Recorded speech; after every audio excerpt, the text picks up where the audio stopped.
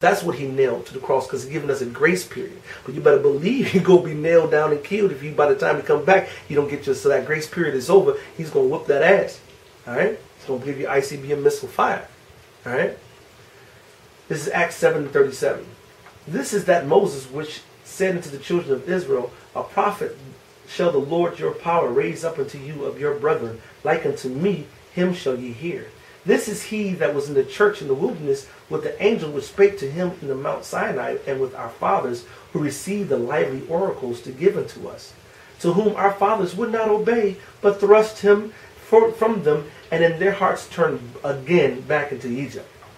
And Egypt, that when we got brought out of Egyptian slavery the first go round, they're going in the wilderness. I wish they had some, this and that from Egypt. Wish we had this and this and that. They were sitting there longing for their captivity when they got beat down, and they were just crying before that. Oh, you're being so hard on us. Your taskmasters doubled our burdens and done this and done that. But then turned around and want to go back to that. All right? And Egypt means slavery. It's the Greek word Egyptos, which means slavery. All right? It means double straits. Let's look at that definition of the word straight. All right? Because Egypt is another, that's a Greek word when they use that word Egypt. The original name of Egypt was Matazarium. And Matazarium, the history of that word means bondage, to bind, to confine, to cramp. The word, so it would make sense that Egypt, being the Latin interpretation or the word definition of of that word, will be the same thing, And straits in English means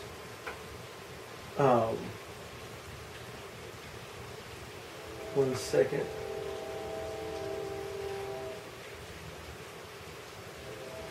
One second.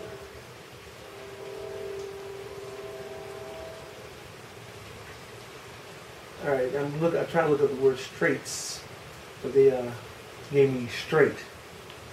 All right, and that's not.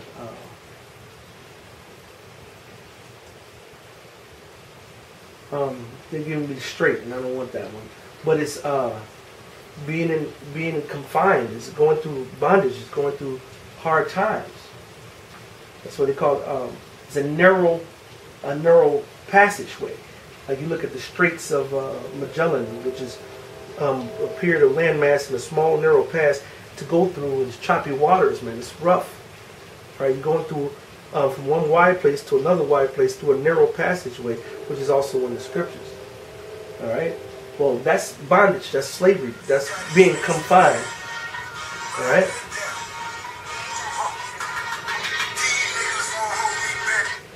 All right, so it's double straits. That's captivity.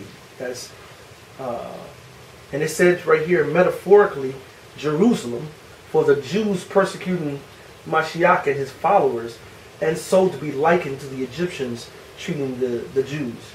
So sometimes we see that word is reflecting of bondage and slavery, but that's in the scriptures.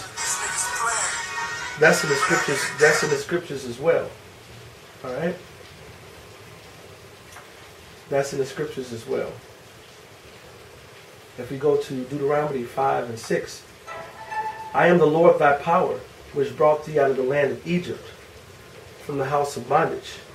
So the Most High calls Egypt the house of bondage. He says, I'm the Lord God, thy power, which brought thee out of the land of Egypt, from the house of bondage, out of slavery. All right?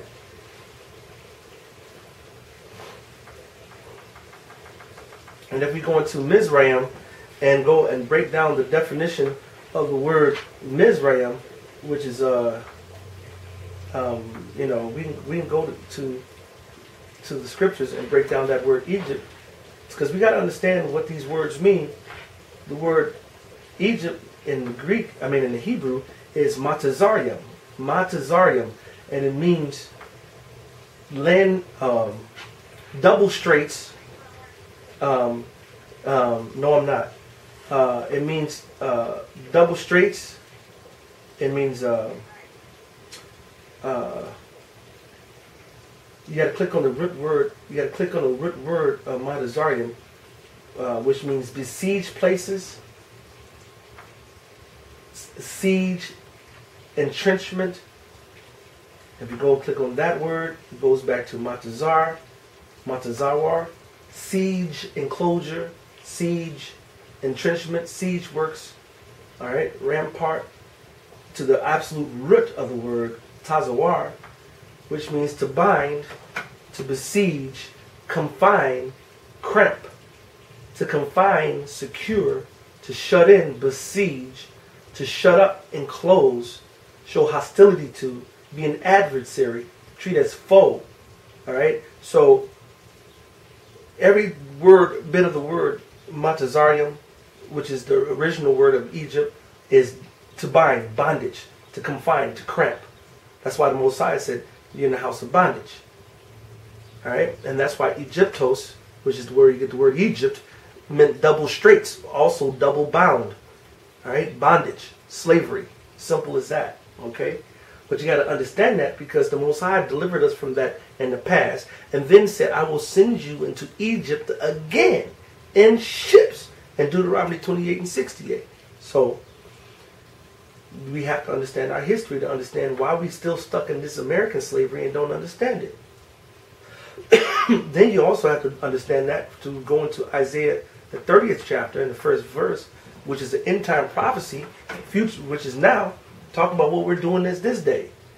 It says, woe to the rebellious children, saith the Lord, that take counsel, but not of me, and that cover with a covering, but not of my spirit, that they may add sin to sin, that walk to go down to Egypt, the house of bondage, slavery, and have not asked at my mouth, to strengthen themselves in the strength of Pharaoh, and to trust in the shadow of Egypt. Now this is Isaiah talking. This is way after the Egyptian slavery.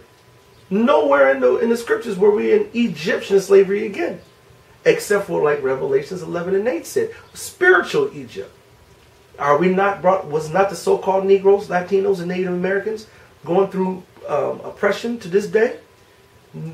So-called niggas came off those slave ships, been beat down by that whip. The Latinos got conquered and crushed by those conquistadors. White men came in and abolished and just totally demolished the Native Americans. Are we not going through that same bondage today? All right. He said, woe to them that walk to go down into Egypt. Now we're going to our captors willingly, desiring them, for them, trusting in them. Therefore shall the strength of Pharaoh be your shame, and the trust in the shadow of Egypt your confusion. Isaiah 31:1. Woe to them that go down to Egypt for help, to stay on horses and trust in chariots, because they are many, and in horsemen, because they are very strong. But they look not into the Holy One of Israel, neither seek the Lord.